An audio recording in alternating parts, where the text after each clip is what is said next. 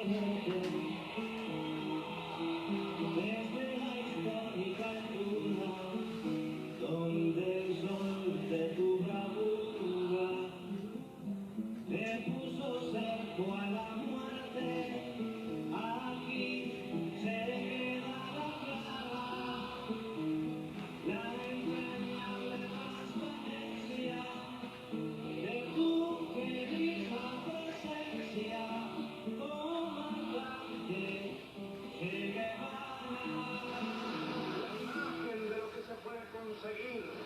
mediante la lucha revolucionaria la esperanza de un mundo mejor, la imagen por la cual vale la pena arriesgar la vida, sacrificarse hasta la muerte en los campos de batalla.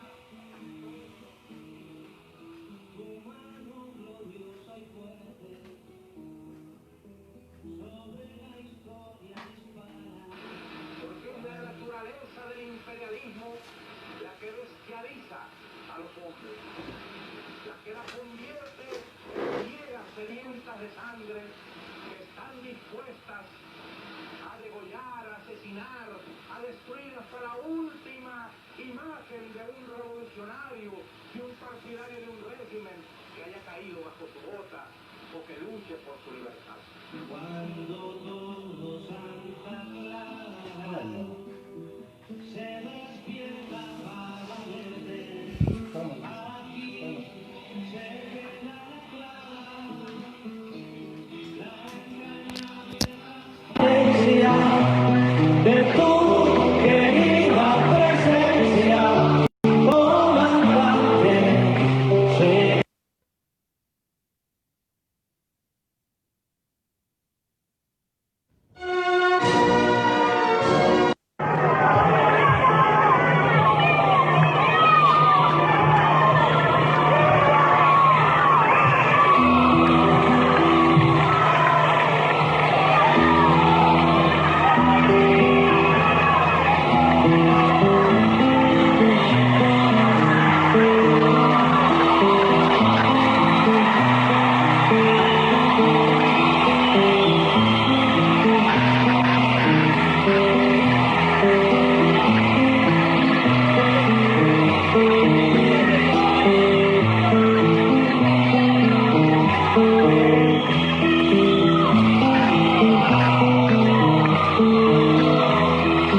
Aprendimos a quererte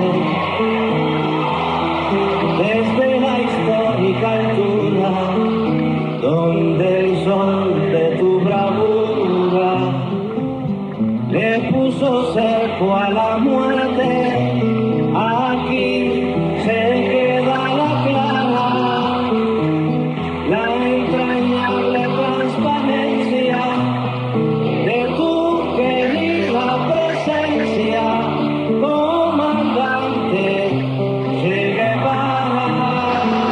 La imagen de lo que se puede conseguir mediante la lucha revolucionaria, la esperanza de un mundo mejor, la imagen por la cual vale la pena arriesgar la vida, sacrificarse hasta la muerte en los campos de batalla. Tu mano gloriosa y fuerte sobre la historia dispara, porque es la naturaleza del imperialismo la que bestializa a los hombres, la que la convierte en fieras sedientas de sangre que están dispuestas a degollar, a asesinar, a destruir hasta la última imagen de un revolucionario, de un partidario de un régimen que haya caído bajo su bota o que luche por su libertad.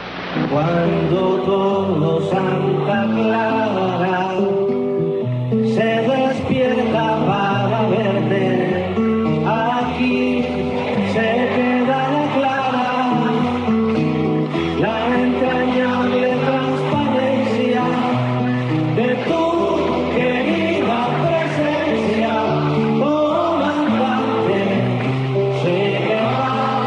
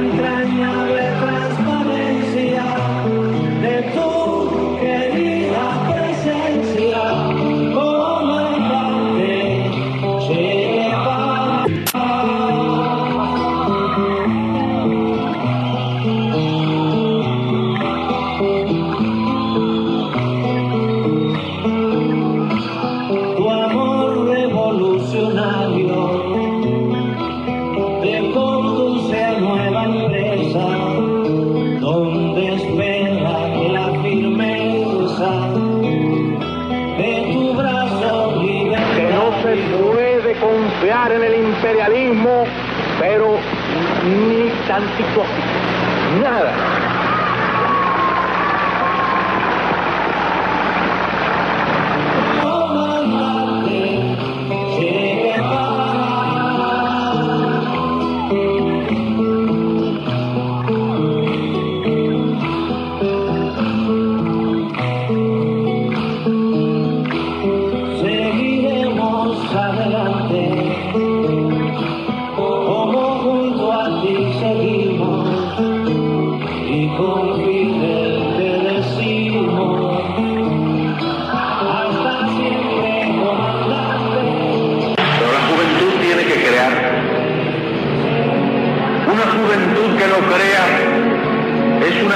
Realmente. Al lado de eso, su gran sensibilidad ante todos los problemas, su sensibilidad frente a la injusticia, su espíritu inconforme cada vez que surge algo que está mal, lo haya dicho quien lo haya dicho. Declararle la guerra al formalismo, a todos los tipos de formalismo, y pensar todos y cada uno cómo ir cambiando la realidad, cómo ir mejorando.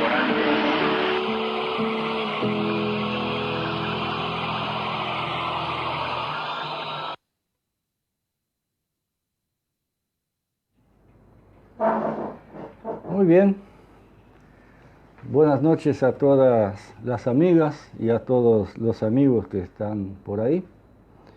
Como ven, empezamos el programa con este homenaje a este grande de la historia latinoamericana, a este gran revolucionario que sembró su ejemplo con su lucha y va a seguir en la memoria de todos aquellos que de alguna manera dentro de nuestras posibilidades abrazamos la misma causa. Y es así que hoy, a los 53 años de la ejecución del Che Guevara, que había caído el día anterior en batalla, sus captores, al saber que no habría cárcel suficiente suficientemente grande como para tenerlo preso, intentaron borrar de la tierra, quizás soñando con borrarlo de alguna manera de la memoria histórica de Latinoamérica. Lo mataron, le cortaron los dedos para mandarle a Fidel, para que supieran que a él lo habían matado a través de las impresiones digitales, y ahí lo dejaron enterrado. Hace pocos años fue revelado dónde estaban sus restos y llevados a la tierra que había adoptado como uno de sus países, como el primero donde puso en práctica su lucha, Cuba, y allí están. Creo que es suficiente con lo que dice la canción, y para nombrar una frase de quien para referirme a una frase que podría describirlo, que no voy a nombrar el autor para no causar polémica, alguien que vivió hace más de 200 años y que aún siendo estudiante escribió lo siguiente: los hombres realmente brillantes son como los meteoros, brillan y se extinguen para iluminar las tinieblas de las épocas en que les tocó vivir. Más allá de quién pronunció esas palabras, creo que se aplican totalmente al Che, un hombre que vivió como pensaba, y así quería que se lo recordara, que no llegó a los 40 años, y que fue capaz de con su lucha, de joven, luchador, usando las herramientas que en su época fueron las que a ellos les parecieron las más válidas para llevar adelante esa lucha, y entregó su vida por la causa.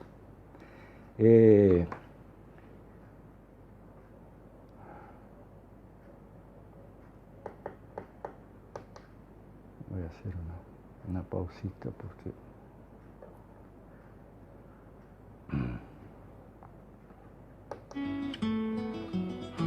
está bravo mi emoción.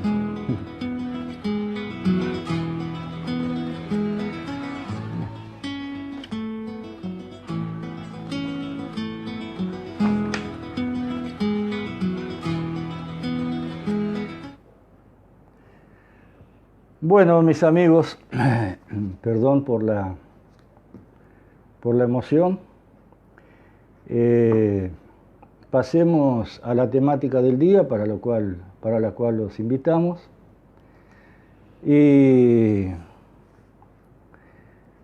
Pero antes de ir al tema específico del día de hoy, como sabemos, van surgiendo cosas en nuestro día a día, y se reunió la mesa representativa del PCNT Montevideo y decidió adherirse y promocionar e impulsar la juntada de firmas para un plebiscito contra la LUC, la Ley de Urgente Consideración, a la que por supuesto desde un principio, como todos saben, nos oponemos. Pero antes que más nada queremos aclarar que vamos a apoyar esta lucha, aunque está mal titulada, referéndum contra o plebiscito contra la LUC, porque no es así. Es un plebiscito contra una parte de la LUC, que todavía no sabemos cuál es, no está claro eso, así como no tenemos la información que nos va llegando a cuentagotas de lo que en la interna de las discusiones en comisión terminó apoyando la izquierda uruguaya, el Frente Amplio, la oposición. Nosotros desde acá, desde el principio, impulsábamos la idea de que simplemente se luchara por derogar la ley en su totalidad, y por todo lo que ya explicamos muchas veces, y que además si allí había algo de positivo, por lo cual los compañeros del Frente tendrían a apoyar, por lo menos deberían tener la amabilidad de comunicar a la población y a sus electores cuáles eran las partes de la LUC con la cual ellos estaban de acuerdo. Desde un principio dijimos que iba a ser muy difícil, después de que el Frente Amplio aceptara discutir esa ley y le introdujera modificaciones, iba a ser muy difícil en el aspecto moral salir a querer derogarla por completo. Bueno, ahí están las consecuencias. Desde un principio dijimos que cuando se manda una ley antipopular al Parlamento, ya se sabe que en su articulado hay cosas pasibles de ser modificadas, y que en todo caso el que entra a ese juego simplemente les está haciendo el juego a los que propusieron la ley, ya que supuestamente la podan o le quitan las aristas aparentemente más graves, pero terminan dejando lo sustancial. Pero no me quiero extender en este tema, compañeros, aclarando una vez más que todas las luchas populares las vamos a apoyar desde acá, vamos a participar y también vamos a juntar firmas, pero no podemos dejar de decir las verdades en torno a todo lo que se hace, lo que se promueve políticamente en el país. Como siempre decimos, y después ir descubriendo de a poco la lombriz gorda que reposa debajo de la piedra, que muchas veces no sirve que se discutan y que se impulsan a que queden en la interna. Pero no me voy a extender porque quiero dejar para que sea Wilder Lacuesta, mi compañero que hoy no, de acá del programa, que hoy no está en en la mesa, como habíamos avisado en la semana pasada, tenía que ausentarse, nos manda saludos a todos, de acá también un saludo para él, y va a ser él que participa en la mesa representativa del PCNT como integrante del plenario de Rivera. Así que Wilder estuvo presente ahí en esa discusión y seguramente el viernes que viene nos va a poder explicar con mayor precisión todo lo que ahí se discutió, cómo fue la discusión y las fundamentaciones que ahí se dieron para las tomas de decisiones. Y entonces vamos a esperar que Wilder nos traiga, puede ser que durante una semana vayan surgiendo más datos, me refiero a de qué se trata el articulado específico que en definitiva se va a intentar plebiscitar, ya que se va a juntar firmas para plebiscitar, ya que sabemos que no es por la totalidad de la ley de urgente consideración. Bueno, aclarado esto y dicho esto, entremos al tema del día, que lo titulamos La pobre etología y la falacia del capitalismo inclusivo. Y en el desarrollo del programa espero que poder tener la capacidad de dejarle claro a los compañeros, a las compañeras, por qué me refiero a eso. La pobre etología fue al final un término surgido allá por los años 60, a finales de los años 60, más específicamente en el 69, a raíz de la participación como director del Banco Mundial de un norteamericano, McNamara, que había sido ministro de Defensa de Estados Unidos en la época de la Guerra de Vietnam, del 61 al 68, en los gobiernos de Kennedy y Lyndon Johnson, y fue prácticamente uno de los impulsores y protagonistas desde la dirección de la conducción de lo que fue aquel intento, aquel crimen que dejó más de 3 millones de vietnamitas asesinados, más de 3 millones, y que causó todo el dolor que ellos intentan invertir a través de sus películas en Hollywood. Pero que fue hoy sabemos y cada vez sabemos más de lo que fue la lucha de aquel pueblo, inspirado por Ho Chi Minh que falleció durante la guerra, pero que al final, después de muerto, logró vencer a los norteamericanos y expulsarlos de allá. Es así que hoy Vietnam es un país feliz, es un país próspero, y es un país libre de la bota norteamericana y del dominio del imperio. Por supuesto, dentro del marco mundial de la situación, es un país que también sufre de alguna forma las consecuencias de la política llevada adelante por el imperio, pero no es una colonia más de Estados Unidos. En el marco de esos años, refirámonos a qué época estamos hablando. Estamos hablando del año 69, cuando este hombre asume la dirección del Banco Mundial, y el Banco Mundial, que ya existía de hacía décadas, tuvo un giro a raíz de la intención de este hombre por su preocupación con lo que estaba pasando a nivel mundial en el marco de aquella Guerra Fría, cuando ya se terminaban en la mayoría de los países el funcionamiento del capitalismo posguerra, aquel periodo en que las economías de muchos países vivieron, funcionaron a consecuencia de la recuperación y la reconstrucción de todas las zonas afectadas por la guerra, cuando estos países también se les fue terminando aquello que habían ganado durante la guerra con la venta de sus productos primarios, de productos en el caso específico de Uruguay, de alimentación y todo lo que necesitaban los países en guerra, cuando se fueron terminando todo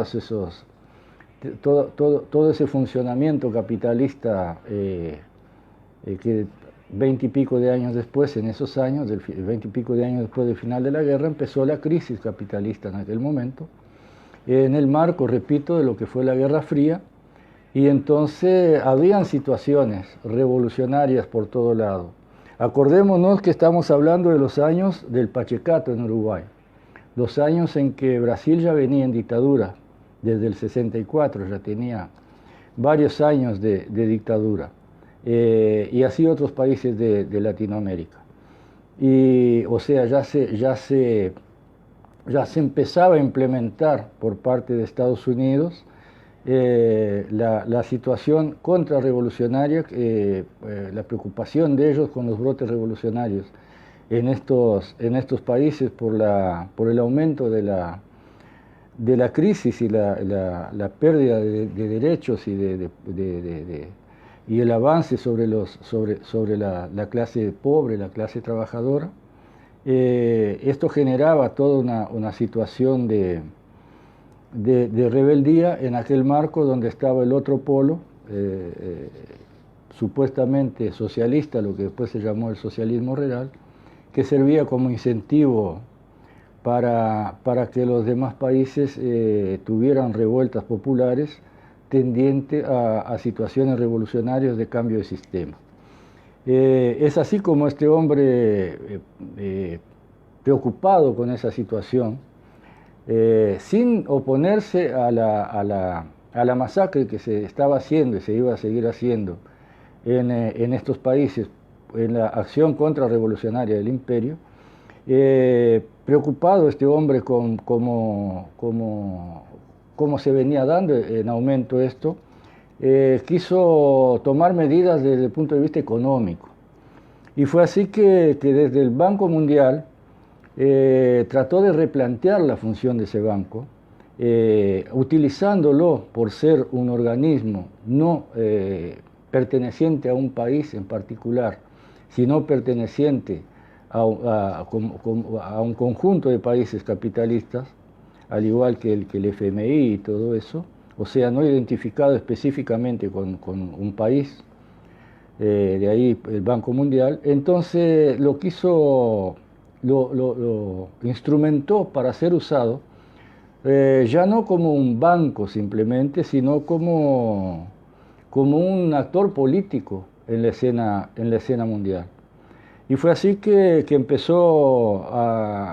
tituló el tema del asalto a la pobreza, preocupado con la inseguridad que estaba causando para el sistema capitalista mundial la situación que se venía dando por la profundización de la crisis capitalista. Entonces lo empezó a usar como actor político en el mundo desde el punto de vista económico, no como actor político de determinado interés nacional, sino como actor político a servicio de toda la burguesía, de la gran burguesía internacional y el capitalismo. Fue ahí que tituló sus estudios como Los límites y riesgos de la pobreza. Los riesgos para él eran el riesgo al capitalismo y a los capitalistas, de eso se trataba, esa amenaza que significaba el aumento de la pobreza y la exclusión para el funcionamiento normal del capitalismo. Y de ahí que surge la palabra pobretología, porque se trató del estudio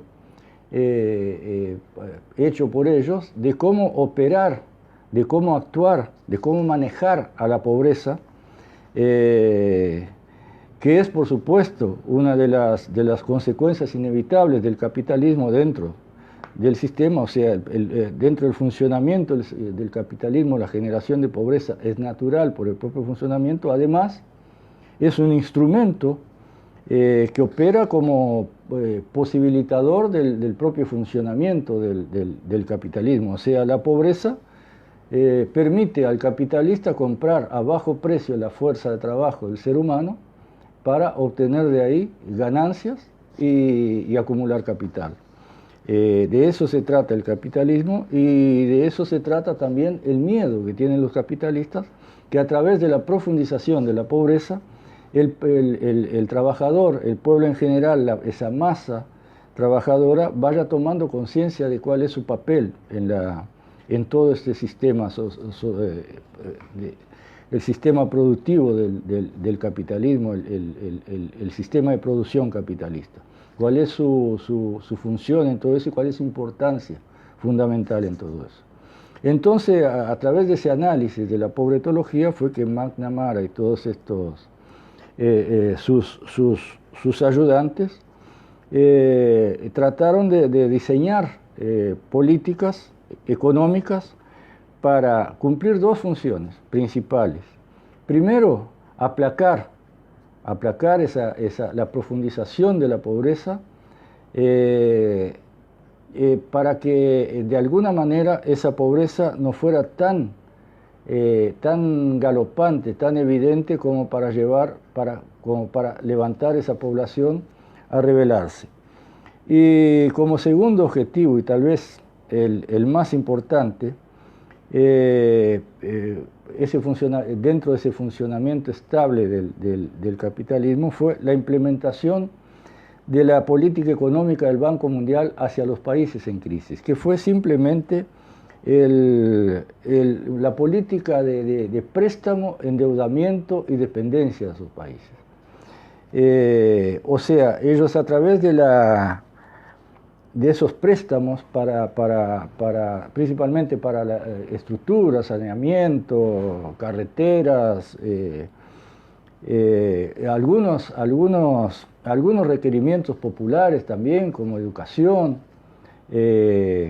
atención a la salud en algunos casos, lograban dos objetivos, o sea, disminuir esa brecha social causada por la pobreza y además endeudar a los países y desviar la atención de esa masa popular que en algún momento estaba tomando conciencia de las razones de su pobreza, en el sentido de que una vez, al ver que esa plata venía del extranjero, que los gobiernos de los países usaban esa plata, sin embargo, su vida, su pobreza no se terminaba de resolver, pasarían a culpabilizar a sus propios gobiernos de su pobreza, por la mala administración de esa plata que venía. Eso se ve hasta los días de hoy. Y con eso iban logrando desviar la atención a las causas reales de la pobreza. O sea, que en vez de discutir que la causa es el capitalismo, el funcionamiento general, global del capitalismo, la culpa es de su gobierno nacional por no saber administrar, ya que plata viene, sin embargo no nos soluciona los problemas. Esa fue una táctica que se usó, que este hombre la instrumentó a través del Banco Mundial, pero además con todo un estudio sofisticado de cómo implementarla a través de la formación de cuadros de los distintos países, a los cuales llevaba al Banco Mundial, a los cuales les enseñaban, los formaban en la implementación de esa política implementada por el Banco Mundial, para que fueran elementos locales de los países, nacionales de cada país, los que una vez formados en en ese Banco Mundial vinieran a sus países a fundamentar y a defender esas ideas. Entre las cuales, por ejemplo, estaba la idea del Banco Mundial, presidido por este McNamara, de que una de las causas del desempleo era el proteccionismo hacia el trabajador y la reglamentación del trabajo. O sea, esto que se discute actualmente por parte de todos los gobiernos liberales del mundo ya arranca en esa época. O sea, culpabilizar también a la falta la culpa de la falta de empleo por las medidas que protegen al trabajador. O sea, al quitarle del lomo o de la mochila, como decían los de Un Solo Uruguay, de los capitalistas, los derechos de los trabajadores, poder negociar por separado con ellos y pagarles lo que se les ocurre, sin que haya ninguna organización obrera que logre impedir esto y llevar un mayor bienestar y una mayor organización para luchar por los derechos de parte de los trabajadores, que además también posibilita la desvinculación entre los trabajadores y la pérdida de sus organizaciones. Todo esto desde esa época se instrumentaba. Y después, por supuesto, esto fue lo original. Este estudio de la pobretología, esta línea de pensamiento no terminó ahí, porque lógicamente las circunstancias fueron cambiando en el mundo. Las formas de manejarse el capitalismo con las nuevas tecnologías que van surgiendo, va dentro de esa misma ideología innovando y logrando instrumentar de otras formas esa misma política, simplemente con otros instrumentos aún más sofisticados, a punto de que de ese endeudamiento culpable que fue la intención desde un primer momento hacia los países, hacia los estados, pasó en el transcurrir del tiempo por la acumulación de capital misma del capitalismo, la saturación del mercado, la sobreproducción y la falta de posibilidades de hacer que ese capital siga produciendo más capital a través de la obtención de la ganancia sobre la mano de obra del trabajador, ya que no hay posibilidades de seguir aumentando producción en lugares donde la clientela ya está saturada. Cuando se reduce el salario, cuando se reduce la cantidad de seres humanos dentro del sistema capitalista, se va disminuyendo también el mercado para lo que pueda producir, lo que pueda producir una industria. Con el aumento de la tecnología, la posibilidad de producir más fácilmente desde el momento que se arranca la materia prima de la naturaleza hasta que llega a la mano del consumidor, la tecnología hoy en día, y fue aumentando, permite que eso se haga cada vez con menor intervención humana de mano de obra. Eso va causando sobreproducción y la plata acumulada se va amontonando, y esa plata por sí sola, como todos sabemos o deberíamos saber, no produce nada. Entonces se incentiva el microcrédito a que la gente para poder consumir, dado sus magros ingresos, termine cayendo en préstamos, y todo aquello que ese capital no puede más lograr a través de la producción, porque no hay mercado para esa producción, para esa inversión, termina poniéndole en manos a los ya miserables trabajadores para que estos aporten aún más de su salario para pagar intereses de ese dinero. El dinero que estando ahí amontonado no sirve para absolutamente nada, es apenas un bono de cambio. Ya que nos referíamos al Che en el homenaje al principio, el Che, una de las anécdotas, o sea, una de las realidades documentadas de su pasaje por por el Ministerio de Economía en la Revolución Cubana fue que firmaba los billetes con su apodo, o sea, los firmaba como presidente del Banco Nacional con su apodo de Che, para demostrar la importancia que él le daba y que tiene en realidad la plata, o sea, es apenas un bono para el intercambio de mercadería.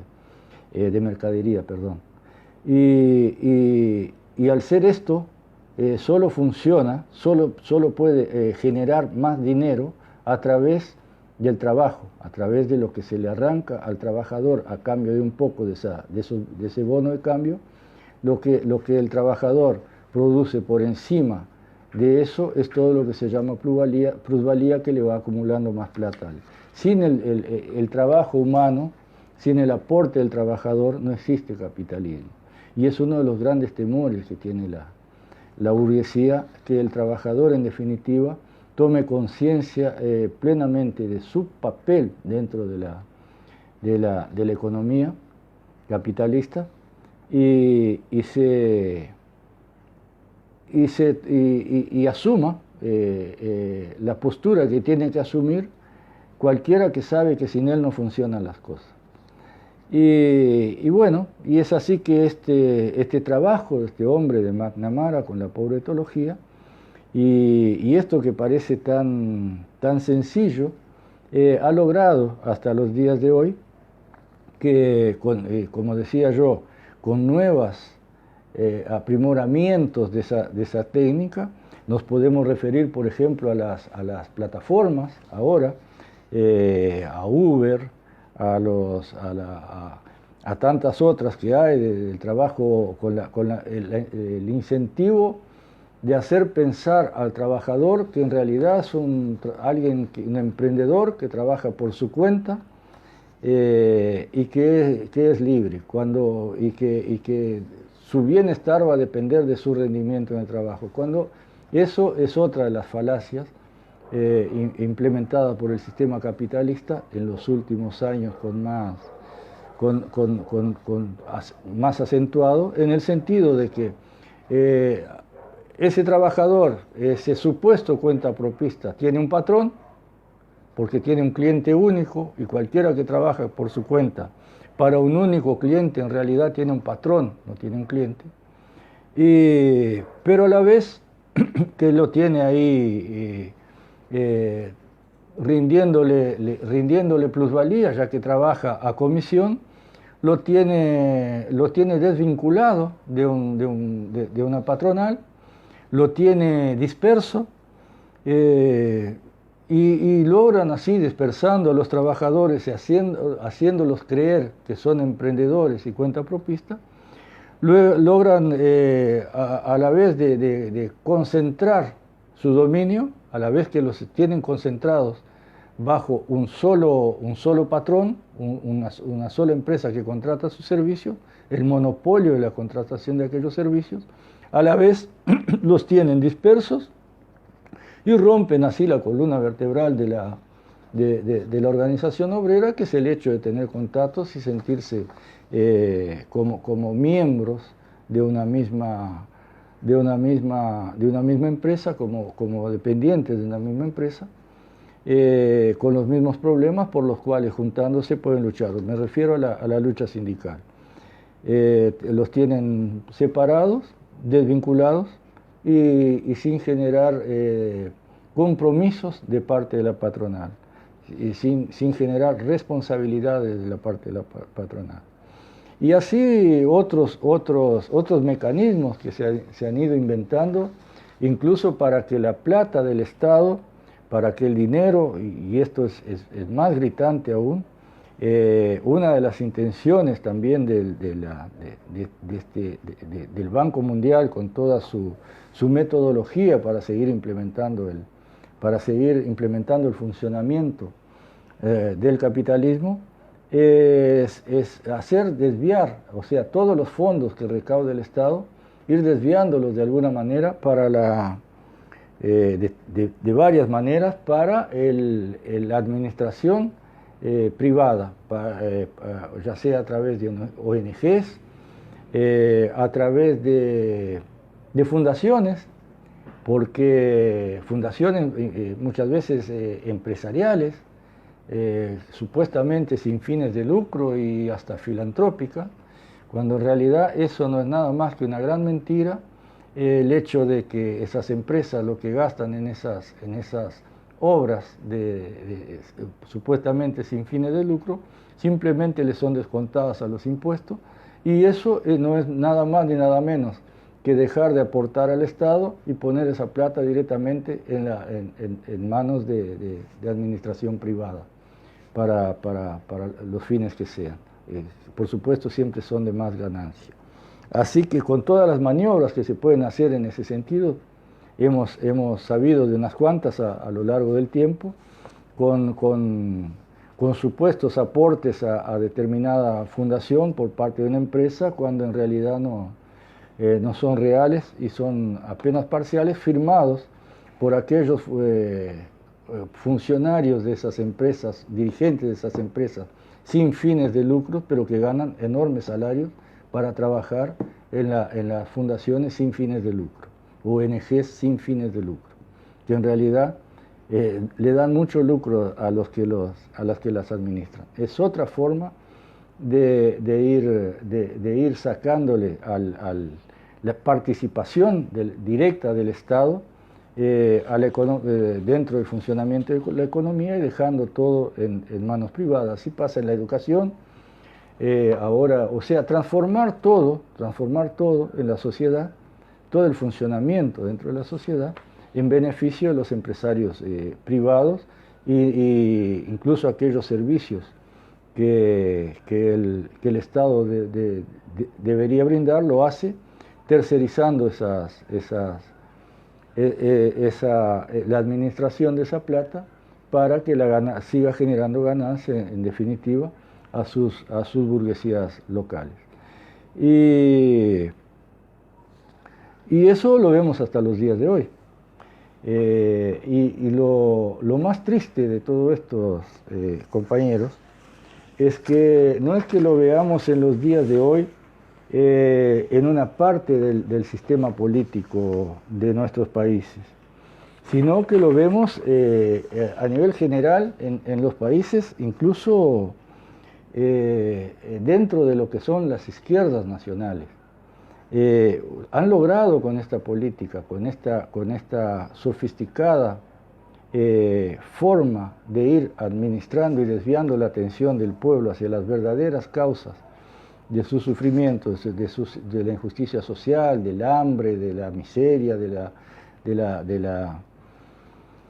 todo lo que sabemos que causa la desigualdad y termina causando el aumento de la delincuencia, el aumento de la exclusión.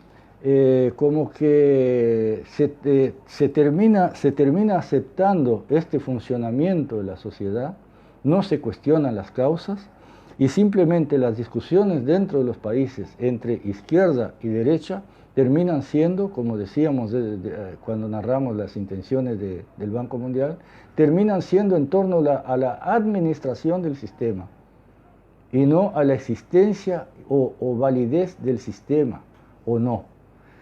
Ya no se discute por parte de la interna de los países, entre los grupos políticos enfrentados, no se discute más el sistema. ¿Cuánto hace, mi amigo, que usted no escucha en un debate entre políticos la palabra, simplemente la palabra, como disparador, capitalismo? Digo una palabra, capitalismo. ¿Alguien se refiere al capitalismo? En la cabeza de ellos es como que eso ya no se conversa más, pasó de moda. El capitalismo está y no hay otra.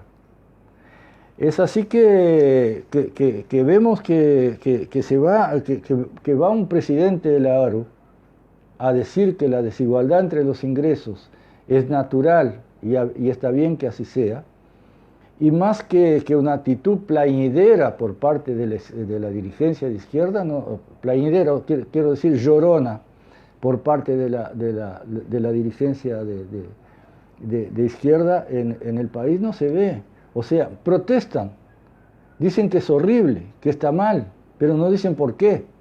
Porque al decir por qué, tienen que decir que van a luchar contra eso. Y luchar contra eso es luchar contra el capitalismo, contra el sistema. Y no lo quieren hacer. Es políticamente incorrecto a esta altura o sea, lo que nos referíamos el otro día, no pasa, el dominio de clase no pasa solo porque una clase social tenga el capital, tenga la plata en sus manos. El dominio de clase pasa porque tiene el dominio de la cabeza de la gente, tiene el dominio de la mente de las personas, tiene la aceptación en un país por parte de la derecha y de la izquierda de que el sistema capitalista es único y es como si fuera una creación divina, desde los primeros programas lo decimos. Y bueno, eso es un logro del capitalismo internacional que en definitiva ha penetrado en todo el sistema político, izquierda y derecha, esta izquierda burguesa que tenemos nosotros, que gobernó nuestro país por 15 años. Y yo digo la palabra capitalismo. Hay un programa que está muy en moda ahora en Uruguay, muy en moda en el sentido de que yo acá en Facebook veo que los compañeros frente amplistas se refieren al programa como el único programa de la televisión que es de izquierda y que toca los temas y que profundiza. Y bueno, me sentí curiosidad y me fui a ver de qué se trataba ese programa. Y resulta que un día anunciaron, así como anunciamos nosotros el programa del día siguiente, la ideología del presupuesto. ¡Pah! Yo digo, bueno, va a estar precioso ese programa mañana. Me senté a mirar televisión. Resulta que se discutió todo el tiempo la ideología, lo que ellos decían, nombraron como título, ideología del programa, del presupuesto. No se trataba nada más que visiones distintas de cómo administrar el país dentro del capitalismo. Eso de discusión ideológica no tiene nada. Eso es discusión de administración de un sistema. Yo puedo hacer mejor que vos porque le voy a dar 10 pesitos más para no le voy a sacar a la educación, le voy a aportar tanto a la salud, porque hicimos esto, porque hicimos aquello. No se habla del sistema. Entonces, ¿de qué discusión ideológica? ¿De qué presupuesto ideológico? La ideología es la misma, sea el que presenta el presupuesto. Lo que varía es el énfasis para un lado o para el otro, nada más. El origen de los males que padece nuestra sociedad no se toca, que es sobre un presupuesto o el sentido de justicia que se quiere hacer desde una administración pública, en el sentido de a ver qué hacemos con los capitalistas, cómo vamos a hacer que este sistema cambie y que sea el productor de los bienes materiales, en definitiva, el que reciba lo justo por su aporte a esta sociedad. O sea, que el trabajador, que los más infelices sean los más privilegiados para no referirme a ninguna idea foránea. En definitiva, termina siendo que cómo ayudar mejor a los infelices, cómo irlos sacando paulatinamente a larguísimo plazo de esa injusticia para que la injusticia no sea tanta. Es como si en la época esclavista el sector que quería la extinción de la esclavitud y los otros que querían su permanencia se pusieran a discutir, pero la discusión al final sería entre tratamos mejor a los esclavos que ustedes, no discutir la existencia o no de la esclavitud, sino discutir derechos de los esclavos que permanecerían siendo esclavos. De eso se trata esta famosa discusión ideológica que yo asistí en ese programa de TV Ciudad que se llama La Letra Chica. Ayer o anteayer hablaban de la cuestión de la pobreza, justamente, de la pobreza. Una visitadora social, una trabajadora del Mides, se refería al trabajo con los pobres, al trabajo en los asentamientos, al trabajo en los... y buscaba las palabras y hablaba del problema, de cómo venía, de cómo era difícil llegar. Y son como una mosca que anda dando vuelta, voy a decir, una barra de dulce. Y anda ahí, pero no posa nunca. O sea, no llega nunca a la raíz de por qué ese pobre es pobre, de cómo sacarlo realmente de esa situación, sino de cómo ayudarlo a que no esté tan mal. De eso se trata la discusión, y en algo avanzamos y algo pudimos hacer, con algunos tuvimos más suerte, con otros menos, y uno piensa, 100 millones de dólares por año se gastaban en los planes sociales en Uruguay. No se hizo un proyecto productivo para darle a esa gente la posibilidad de tener una empresa y una colectiva, una empresa productiva de algo para tener sus buenos ingresos y salir de esa situación. Quieren preparar a la persona, darle herramientas para salir al mercado de trabajo, conseguir un empleo de 20.000 pesos. Y uno se pone a pensar, ¿será que no se dan cuenta que la brecha que hay económica entre una persona que vive en un asentamiento y que sale todos los días a requechar, a hacer algo, a vender medias en los ómnibus o está ahí esperando que el gobierno... La brecha que hay para que un sujeto, porque una persona salga de esa situación y pueda irse a vivir en una casa, alquilar una casa o construirse una casa, no estar enganchado a la luz y pagar la luz, poder pagarse un pasaje de ómnibus, poder vestir bien a los hijos para mandarlos a la escuela. ¿No se dan cuenta que esa brecha no es de 20.000 pesos? Que eso es un abismo de 50 a 60 mil pesos que necesita una familia para salir de la exclusión y entrar a estar incluida dentro del sistema. Y ayer también veía una legisladora del Frente Amplio que ha trabajado en el tema de la infantil, de la desnutrición infantil, y hablaba de su preocupación con lo que se viene ahora, con la retirada de muchos proyectos y muchas cosas que durante los 15 años anteriores se fueron instrumentando, y hablaba de su preocupación sincera por la desnutrición infantil, y decía, en algo habíamos mejorado, en un poquito se había salido de esa situación. En 15 años se salió un poquito de esa situación. En un país que tira comida, en un país que en ese mismo programa daban las cifras, yo pensé que había leído mal, la cantidad de toneladas de alimentos que se tiran en el mercado modelo por año. Es una cantidad, yo pensé sinceramente que el que digita la pantalla, que pone las letritas allí en la pantalla, había apretado un 0 o 2 de más. Y después buscamos acá en casa la información y es verdad. Las toneladas y toneladas y más toneladas que se tiran por mes de comida. Y nadie se pregunta por qué se tira esa comida, porque hay hambre, porque hay desnutrición infantil en un país que tira comida. ¿Por qué no se habla de eso? Porque para hablar de eso hay que contar que en realidad no se produce comida en el Uruguay para alimentar a la gente. La comida no es producida para alimentar. La comida es producida para que funcione el sistema capitalista. La comida es producida por plata. La comida es producida para el mercado y no para la panza de la gente. Y eso se llama capitalismo. Y para decir eso, para explicar eso, hay que decir que se está aceptando eso. Entonces, por eso no se toca la palabra capitalismo. Por eso se acepta como natural que los productores planten.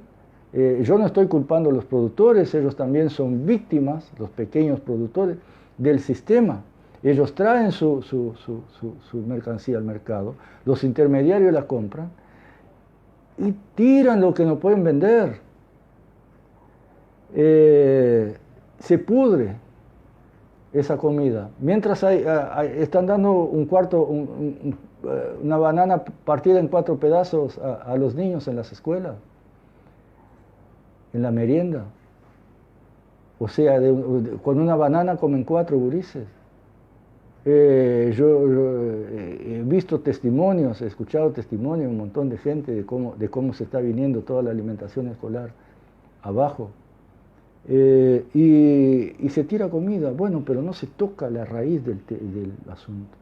¿Por qué? Porque todo el sistema político, de izquierda o de derecha, ha aceptado como natural la existencia, la continuidad del capitalismo. Solo se discute cómo administrarlo mejor y cómo hacer que la pobreza no sea tanta, para evitar el conflicto social, nada más que eso.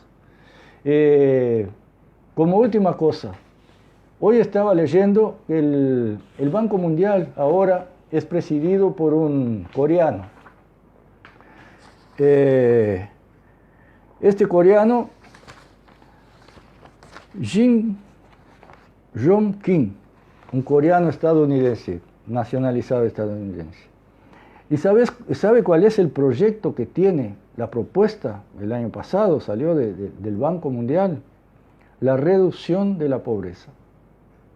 No es más el asalto a la pobreza de McNamara, es la misma, es la reedición 30 años después, 31 años después, no fue el año pasado, 30 años después, de exactamente la misma línea. O sea, vuelven a insistir sobre las mismas fórmulas. Que ya fracasaron, que ya han demostrado lo que son, que van vomitando gente cada vez más a borbotones del sistema capitalista. Un sistema que con la tecnología que existe hoy en día para producir alimentos, bienes de consumo de todo el tipo, se precisa cada vez menos gente para producir. Hoy en día, si la tecnología no estuviera a servicio del capital y estuviera a servicio del ser humano, estuviera a servicio del hombre, con trabajar 3 o 4 horas por día la humanidad tendría más que suficiente para subsistir y para vivir con comodidad. Pero lo que pasa, eso le quita los privilegios a los que tienen la sartén por el mango, a la clase dominante, no uruguaya ni latinoamericana, la clase dominante mundial. Y bueno, es esa desinteligencia tal que tiene en esta etapa de la historia que nos ha tocado vivir, mis amigos, que permite que siga esa injusticia aumentando. Y bueno, y de esto hay que seguir discutiendo, de esto hay que seguir hablando, y ese es nuestro interés. Las armas que tenemos hoy en día son distintas. Ya tenemos más posibilidad de comunicación, ya tenemos más posibilidad de llegar como estamos haciéndolo nosotros. No sé cómo todavía no entraron a reglamentar esto como para que nosotros no podamos estar más. Pero se está pensando el tema, nosotros vamos a estar mientras podamos. Pero volviendo brevemente, porque no quiero dejar pasar esto, porque nos referíamos a Cuba y al Che. Ayer en este mismo programa, que me refería de TV Ciudad, tan aplaudido por los compañeros, y me quiero referir al programa no con una crítica pura y simple, ni con falta de respeto. Simplemente quiero enmarcar de qué se trata. Y si no tengo razón, que me lo digan. ¿Cuántas veces ahí se refieren al sistema capitalista o el cambio de una izquierda hacia el socialismo o cualquier cuestión realmente ideológica de este tipo? En ningún momento se refieren a esto. Como decían, son como moscas que dan vuelta alrededor de una barra de dulce y no posan nunca. Que no se ofendan, pero es así. Y si no es así, que me lo expliquen, que me digan que estoy equivocado y que me digan por qué. Son los políticos, mis amigos, que le dicen que la política es el arte de lo posible. Cuando un político se planta ante usted y le dice que la política es el arte de lo posible, o es un acomodado o es un canalla. Porque ni el arte es eso, es ofender el arte decir eso, en el sentido que lo encaran ellos, ni la política puede ser eso. Porque si la política es el arte de aceptar lo que ya está porque es lo posible, no es política. La política es el arte de hacer que sea posible, si no, no sirve para nada. Pero claro, como la mayoría de los altos dirigentes pueden darse el lujo de hacer la plancha y seguir viviendo bien porque no pertenecen a las clases más desposeídas del país, sino que pertenecen a clases bastante acomodadas y conviven perfectamente con el sistema, no viven las mismas urgencias que vive la población. Se dan el lujo de hacer este tipo de política de izquierda políticamente correcta. Es como que se ayornaron, como ahora dicen, como que son, la otra palabra que usan, pragmáticos. Ser pragmático en política es simplemente no tener contrafuerte ideológico, no tener ninguna firmeza ideológica para defender una idea. Se van adaptando a lo que el sistema les exige para seguir estando y para seguir siendo presentados por la propia clase dominante como personas juiciosas y correctas dentro del sistema democrático en el que vivimos. También ya hicimos un programa sobre la democracia, con ese nombre, Convocatoria y la democracia. Lo digo por si algún compañero no lo vio y lo quiere ver. Ahí se aclara este tipo de cosas también, según nuestra visión. Pero ayer esta misma legisladora frente amplista en este programa se refería a su preocupación con la desnutrición infantil, que va en aumento y que algo había disminuido en los 15 años de gobierno frente amplista. Y se refería como países bien sucedidos en ese sentido a los países nórdicos, que tenían una baja o no tenían problema de desnutrición infantil. Y yo digo, la Gran Siete, yo no sabía que Cuba también hacía parte de los países nórdicos, porque la UNESCO informa muy seguido que en Cuba no hay desnutrición infantil. Es un país que no tiene riquezas naturales, como la mayoría de estos países nórdicos, que tienen petróleo, como Noruega, como Suecia, que son productores de petróleo y exportan. Y no tiene nada, tiene solo su producción local y que no es riqueza natural, es producción. Y pasea su dignidad en la cara de todos los capitalistas del mundo, bloqueados por el imperialismo internacional, por el capitalismo, por la burguesía internacional, luchando sola contra el mundo, y pasea su dignidad por la cara del planeta entero. Y una legisladora del Frente Amplio, de izquierda, uruguaya, se refiere a los países nórdicos. Hablemos de los países nórdicos. Me refiero a los países escandinavos, Suecia, Dinamarca, Noruega, Islandia.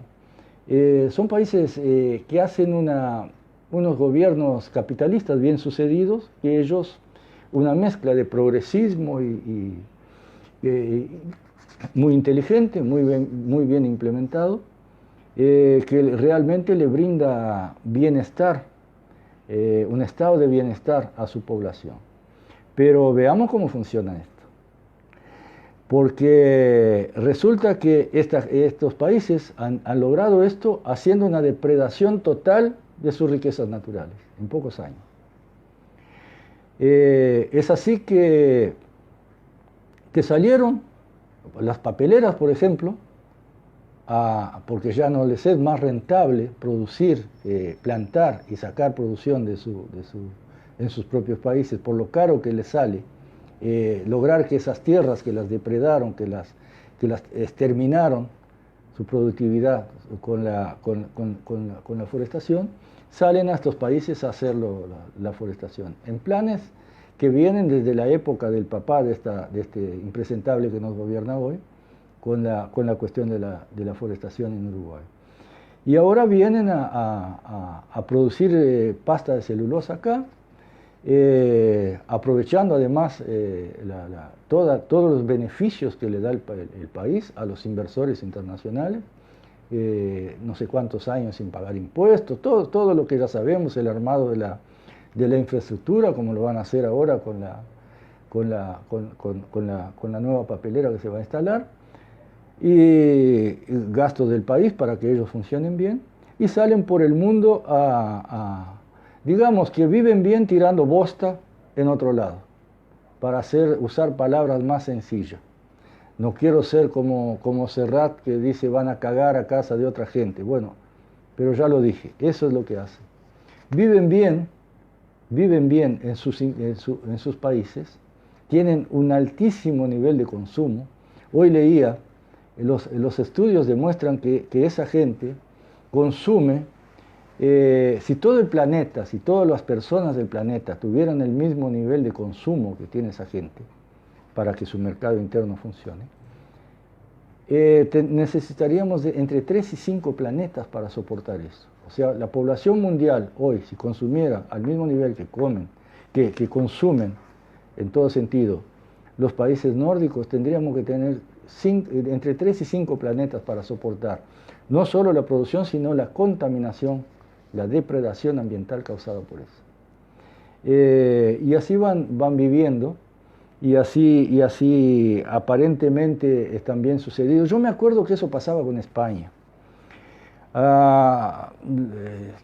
No tan mayores, gente de más de 40 años, se acordará cuando hasta hace muy pocos años la gente se iba a España, y allá cuando venía muchos se iban a trabajar y se referían al estado de bienestar de aquellas sociedades, que inteligentes, que bien trabajan.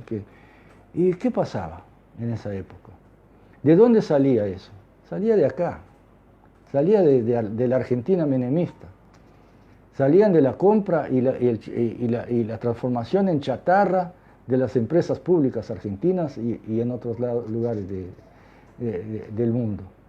Salía del robo, del afano que le hacían a otros países, que les entregaban todo.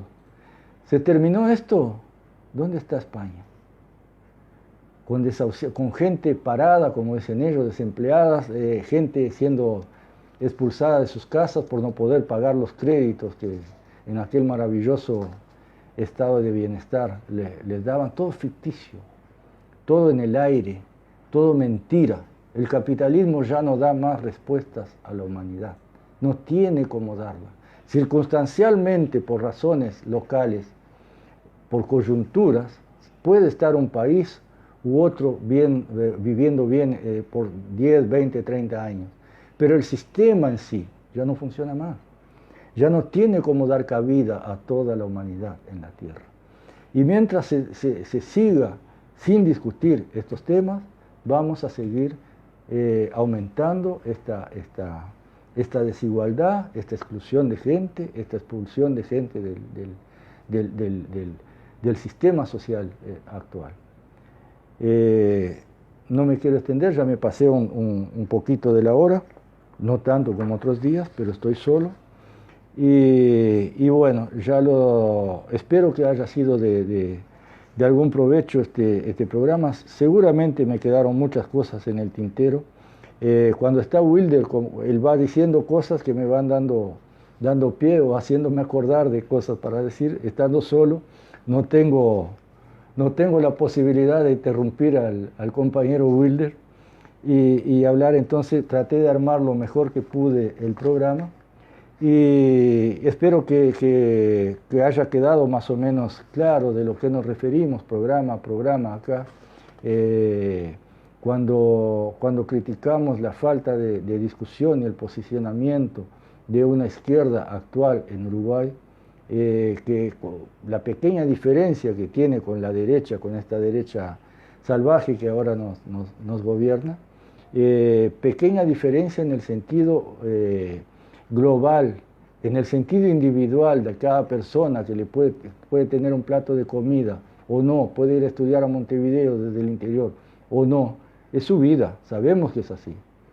Pero en el sentido global del funcionamiento de la economía, se trata de discutir administraciones, no se trata de discutir sistema. Y bueno, y es esa discusión a la cual nosotros desde este programa, de nuestro humilde aporte, queremos llamar a los compañeros que se empiece a dar. Que se empiece a dar porque sinceramente creemos que solo a partir de esta discusión sincera, aunque pueda ser dura, pero sincera y bien intencionada, podemos llegar a conclusiones que nos ayuden a dar un paso adelante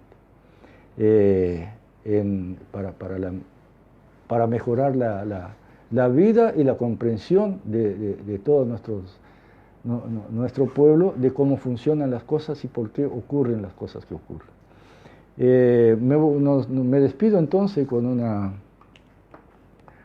canción, o con otra canción cubana, en este caso también cantada por Silvio Rodríguez, que la escribió no en homenaje al Che, la escribió en homenaje a Abel Santamaría, un muchacho muy joven, creo que tenía 26 años cuando participó junto con Fidel al asalto al cuartel de Moncada, lo que terminó dando origen a todo lo que fue la Revolución Cubana, y murió fue preso y torturado y asesinado por los milicos, por los militares en Cuba en el año 53.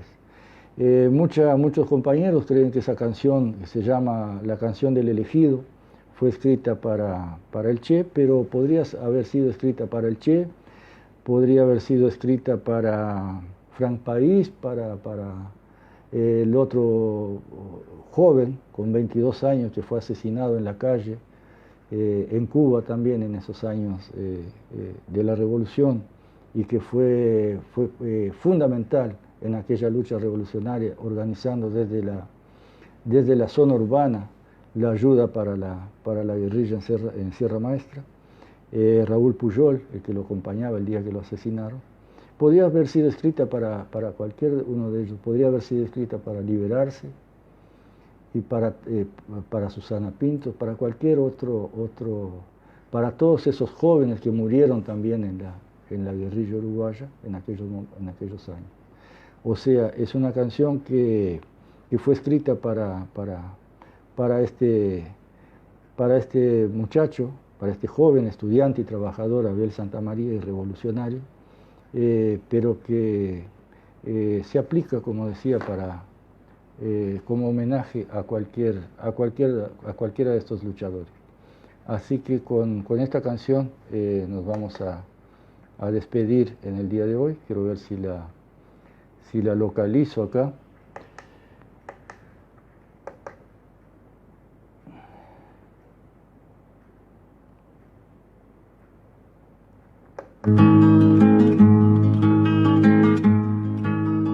Y bueno, hasta la próxima. Gracias por estar ahí. Se habla de un viejo, de un niño, de sí, pero mi historia es difícil.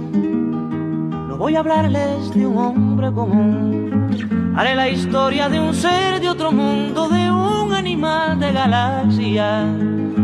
Es una historia que tiene que ver con el curso de la Vía Láctea.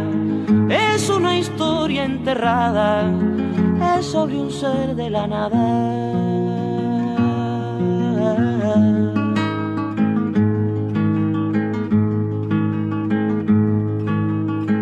Nació de una tormenta en el sol de una noche el penúltimo mes. Fue de planeta en planeta buscando agua potable, quizás buscando la vida, buscando la muerte, eso nunca se sabe.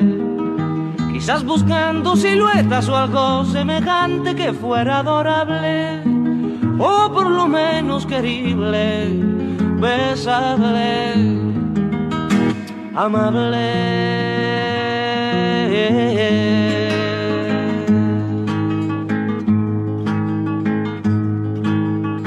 Él descubrió que las minas del rey Salomón se hallaban en el cielo y no en el África ardiente, como pensaba la gente.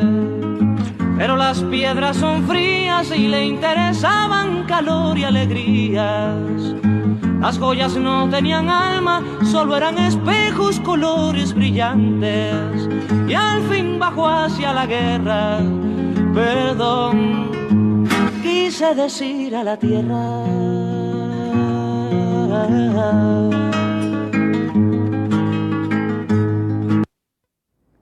Disculpen por la interrupción, pero no quiero dejar pasar, ahora sigue la música. El saludo a nuestra compañera de acá de Rivera que se fue a México y desde allá nos está viendo, nos está acompañando. Me refiero a Karina Castrillón. Un abrazo para ti entonces, Karina. Y bueno, esperamos que nos sigan mandando noticias de ahí y que te vaya muy bien.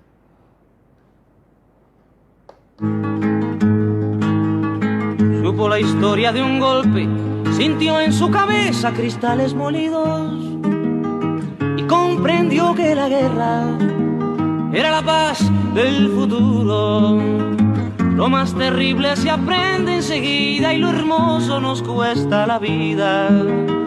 La última vez lo vi entre humo y metralla, contento y desnudo, iba matando canallas con su cañón de futuro. Iba matando canallas con su cañón de futuro.